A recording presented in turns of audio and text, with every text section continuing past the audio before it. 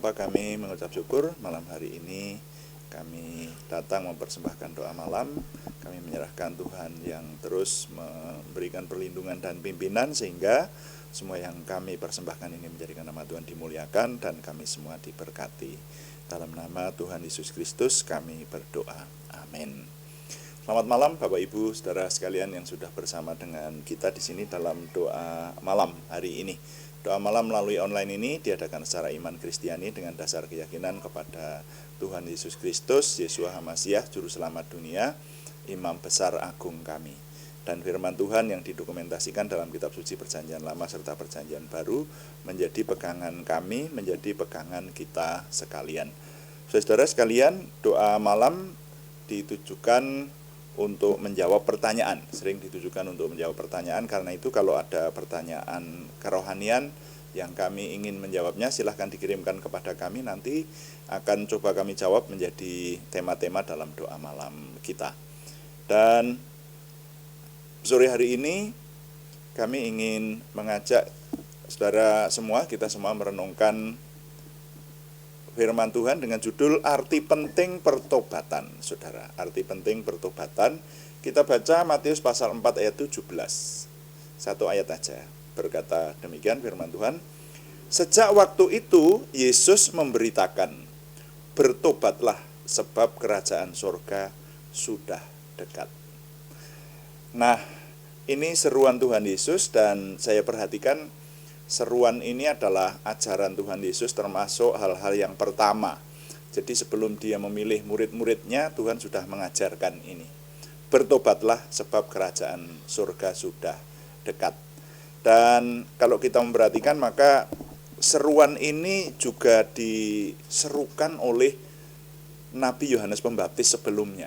Sebelum Tuhan Yesus mulai mengajar, Yohanes Pembaptis sudah menyerukan, bertobatlah, sebab kerajaan surga sudah dekat. Sebetulnya apakah arti bertobat? Bertobat artinya berbalik kembali. Pengertiannya adalah dari jalan yang jahat kepada jalan kebenaran. Nah, pada waktu itu saudara, pada zaman Tuhan Yesus, itu banyak orang yang hidupnya tidak bertobat. Bahkan dikisahkan di sejarah yang didokumentasikan dalam kitab Injil bahwa para Farisi, ahli-ahli kitab itu saja hidupnya munafik, saudara. Ya, mereka yang memusuhi Tuhan Yesus dan sering dicela oleh Tuhan Yesus sendiri. Jadi seruan untuk bertobat ini relevan pada waktu itu, supaya orang menjauhi kejahatan dan berbuat kebenaran. Dan ini sebetulnya sudah sangat ditekankan mulai Perjanjian Lama. Dalam kisah-kisah di Perjanjian Lama itu kita mempelajarinya hari-hari ini, bahwa kerajaan di tengah-tengah umat pilihan Tuhan itu hidupnya pasang surut. Kalau mereka bertobat, kembali kepada kebenaran, hidupnya diberkati.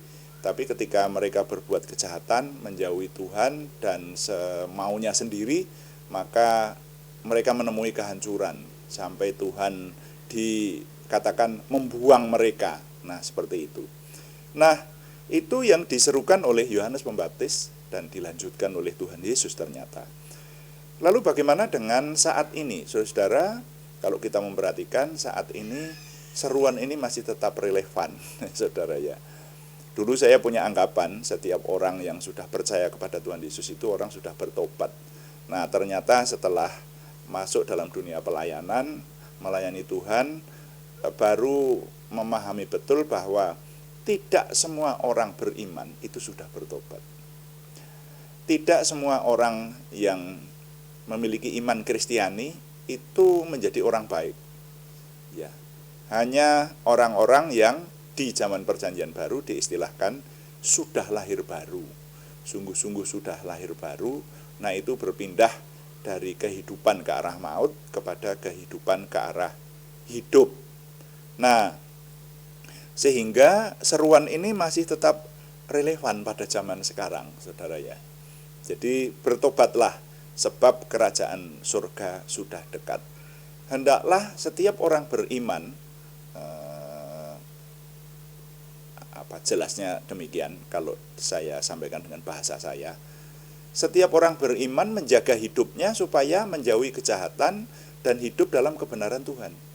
Setiap orang beriman.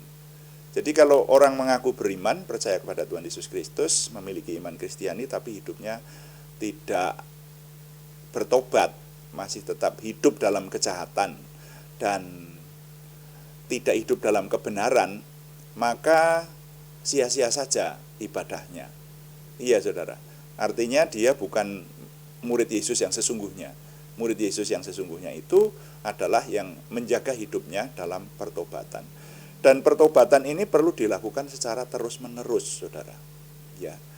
Atau tepatnya, sebetulnya orang itu urutan-urutannya, fasenya, orang kalau tadinya berbuat jahat, kemudian bertobat, hidup dalam kebenaran, nah sesudah itu dia pikul salib. Urutannya harusnya begitu.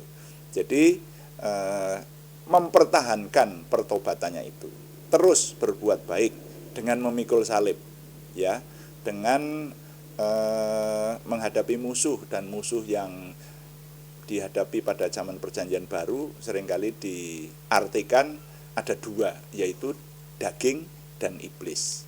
Kedagingan kita ini, nafsu kita yang secara kedagingan mengajak jauh dari Tuhan, harus diatasi.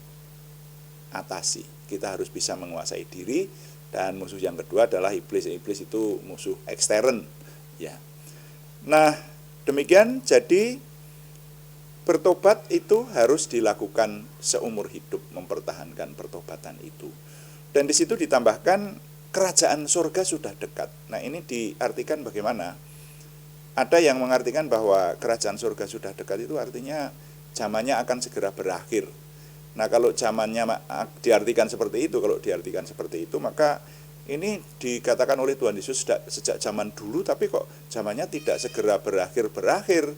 Nah, saudara, zaman itu akan berakhir, itu bisa karena akhir zaman yang sesungguhnya, atau orang sering menyebutnya kiamat gitu ya, kiamat, berakhirnya dunia, tapi juga berakhirnya orang yang bersangkutan. Jadi kalau umur sudah habis, kemudian menghadap Tuhan dalam kematian, itu artinya zamannya sudah berakhir bagi yang bersangkutan. Nah, oleh karena itu seruan Tuhan Yesus ini berlaku buat setiap orang. Bertobatlah, karena zamannya akan segera berakhir, karena kerajaan surga sudah dekat. Kapan bertobat itu? Sekarang waktunya. Gitu. Jadi seruan ini masih tetap relevan sampai dengan hari ini. Orang yang menjadi murid Kristus yang sesungguhnya harus hidup dalam pertobatan. Jadi nilai yang dapat saya ketengahkan melalui perenungan ini, saya susun dalam sebuah kalimat, bunyinya begini: bertobat perlu dilakukan terus-menerus sepanjang hidup tetap dalam kebenaran Tuhan. Itu saja. Ya, sekali lagi, bertobat perlu dilakukan terus-menerus sepanjang hidup tetap dalam kebenaran Tuhan. Tuhan dipuji. Amin. Mari kita melayani Tuhan dengan doa. Kita mengakhirinya dengan doa, dengan berdoa secara yang Tuhan ajarkan melalui firman-Nya. Kita berdoa.